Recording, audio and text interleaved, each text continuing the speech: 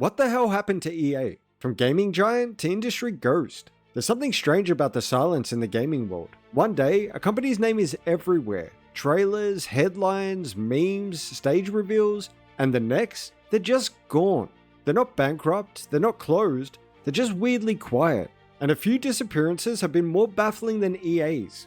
This was a publisher who once dominated the industry, not just because they had hit games, but because they had presence. If you were watching E3 a decade ago, you'd know when EA's slot was coming. It was a whole production. It was flashy lights, big budget trailers, devs on stage hyping the crowd, celebrities showing up like it was the Super Bowl of gaming, and for a long time, EA wasn't just a part of the culture. They were one of the main characters. So how does a company go from being that important to practically invisible? It's not just that their games started flopping, it's why they did. It's not just that they lost goodwill, it's how they turned fans into skeptics.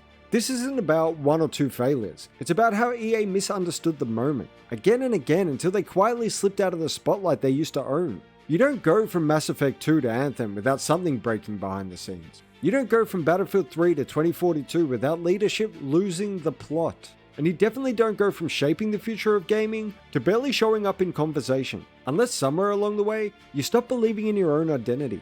This is a story about EA's golden era, their collapse, and why they've become a shell of what they used to be. Because it isn't just about one publisher falling off, it's what happens when the business of games completely overtakes the passion built behind them. Welcome to We Gamers XP, I'm Dario. If you like this video, don't hesitate to give it a thumbs up. Also subscribe if you want to see more like this in the future. Now with that being said, let's get back into the video.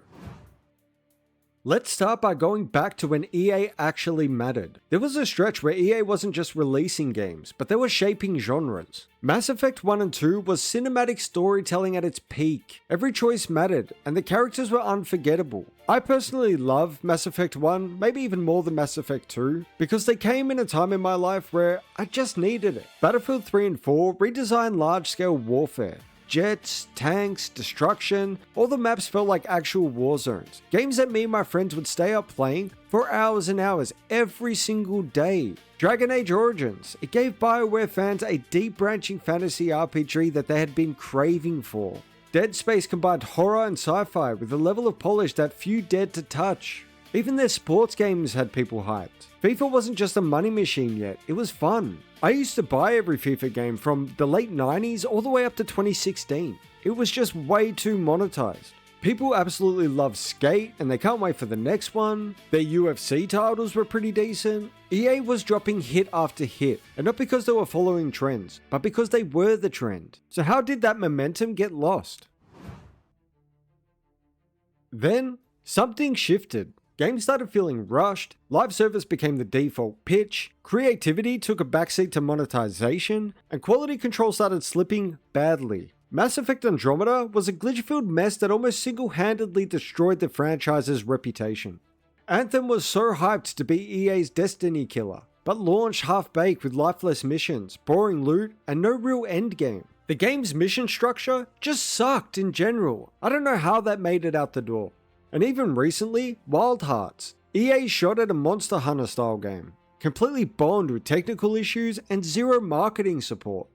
Immortals of Aveum was supposed to be a flashy new IP with magic-based FPS combat, and it just didn't land. The story flopped, the combat felt shallow, and not to mention the performance, but my lord, it ran terribly.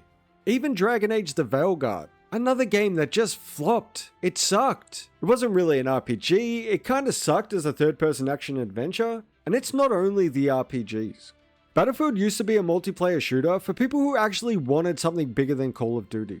Battlefield 3 and 4 just had massive fan bases. Even Battlefield 1 with the World War I setting. It was surprisingly great. Then came Battlefield 5.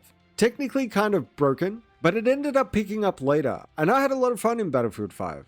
But then 2042 was where the wheels truly came off. No campaign, buggy as hell, specialists felt like Fortnite characters, no scoreboard at launch, iconic features missing, there was no voice chat. How can you release a first-person shooter without these basic features? And don't forget, EA said that the game was ahead of schedule. And now, the hype is gone. Battlefield used to own the FPS conversation. Even with all the Battlefield 6 leaks, I don't really see anybody hyped for it. So where is EA now? They barely show up to gaming events anymore, the EA Play is gone, their marketing is quieter, and their lineups are smaller, and their games just don't hit the same. Yeah, they have a couple good ones like Split Fiction, but it's just not the same. They've become silent, while other studios like Capcom, From Software, and even Ubisoft somehow continue to push out games that people still get excited about. EA still owns massive IPs, but they feel hesitant, like they're scared to mess it up again, or maybe they're just waiting to turn it into another live service fail.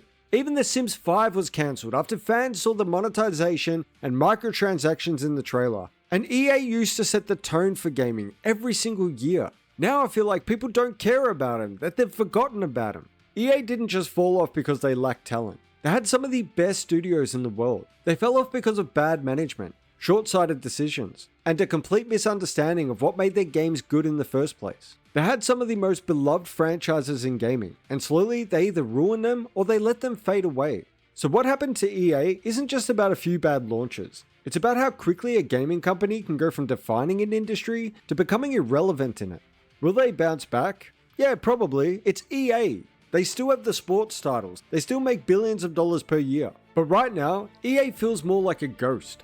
And it's so weird to see because we're seeing it happen more and more often. Maybe this is what they want. Maybe they want to hop out of the AAA space and just focus on the gaming portion. But it's still sad to see. Anyway, I'm Dario from WeGamersXP. If you've liked this video, don't forget to thumbs up and maybe even subscribe to see more of this content in the future.